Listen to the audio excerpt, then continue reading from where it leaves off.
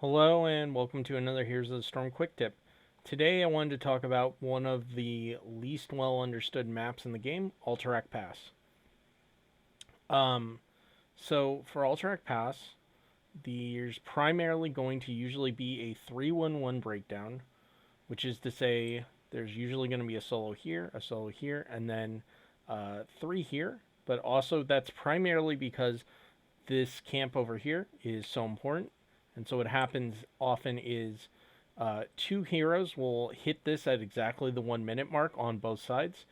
Same here.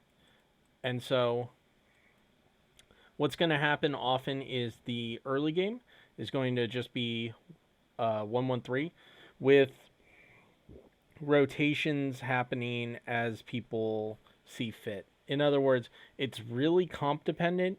If you have globals, if you have a ganker like Tracer or Valera or someone like that, etc., etc. And that's going to determine how much you're going to see movement between all three lanes.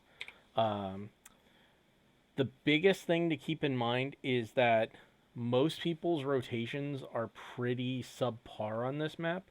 I find, just for example, if there's a hero in these lanes, what's going to happen most often is they're going to take the shortest route, which means they're going to do stuff like this and stuff like this, say if they're going to like bot objective or cut through here.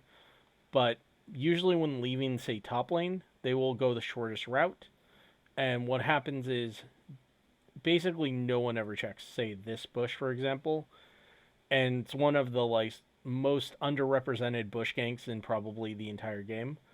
And again, I think that's just because it doesn't happen very often, and so no one talks about it, and no one sets it up. Sometimes you'll see this in late game, especially when the objective is about to spawn here. Then some people will try it, but just for basic rotations, like it's a good place to look. And you can do the same thing down here. It's the same deal. One of the safer ways you can do, obviously going through here takes a little longer, but the other key is like, I don't know how many people really understand this. These are slow pits. These significantly slow down your movement speed, and what happens is people get stuck in them. If you get demounted heading into one of these, you are essentially not only slowed, but combined with any enemy slow, you are rooted essentially. So it's very dangerous to just cross along these when you don't have enemy vision or vision of the enemy, and especially if they are a more aggressive ganking squad. So something to bear in mind. The other common rotation error I see is when this fort is dead. At that point, this entire section opens up to the enemy, and what happens is people do not respect this, and especially going from like this objective, you can easily look to catch people in this area. This area is no longer yours. Your new safe space is about to here when you do this. Anytime you step out to catch soak in this area specifically, yeah, here we go. This is a much better example. What's going to happen is you risk getting jumped on from here or here.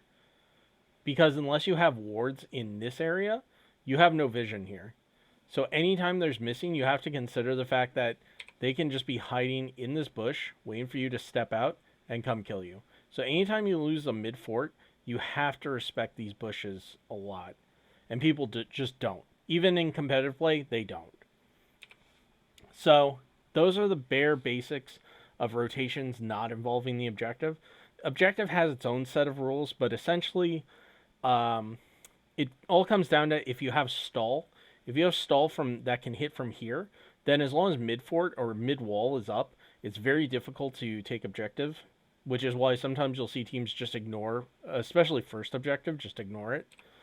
And the second thing to worry about is that while you are on objective, the enemy team can go this way, this way, this way, this way. They have all the options in the world to flank and set things up, and you have none. So, in general, what you want to do is you want to play to one side of the map. So in general, you want to try and do this and like lead people away. Have like one person here, have your other team here. Yeah. Just for example, just so we have enough heroes. And ideally, like someone either stays here for vision or has a ward for vision here. And what this does is you are still close enough that if you want to take a fight, you can. But you have vision of the main ways you get jumped. And so you can't get snuck up on here. You can't get snuck up on here. You can't get snuck up on here. There's only one real way they can come at you that's more advantageous. Sorry, I just can't speak. Otherwise, yes, they can go for flanks, but they're not very effective. Like, especially the early ones. Something to keep in mind, though, when respecting this is, again, teleports. One of the more interesting things you can try and do is teleport past this wall or use like a false dead fly, go directly in this bush and wait it out, and then you can send, say, 4 over here. And if they retreat this way instead of engaging head on, but say they want to head back down and try and go towards this so they can go here or here as a safety route, you then jump out of the bush and ambush them. And so as long as your team is there, sometimes you'll get lucky. The tank will get stuck having to engage, and maybe the backliner will go up too, and then you have a free shot at their backline instead. Again, this is just the like minimum about talking about the basic rotations on this map, but I find, again, people take really unsafe rotations, and so if you as a player either tell your team to start ganking these very unsafe rotations through, or you yourself like start taking safer rotations when it's vision says you should. Again, if you know where all the enemy heroes on the map are, obviously you don't have to respect this. You can do whatever you want. Same thing if you're, say, a Diva or a Muradin, heroes with a fairly, high HP pool and an evasive ability, it's different. But if you're just, a random squishy trying to like rotate from bottom to top, just go the safe way. It takes longer, but again, you don't want to just die randomly for no reason.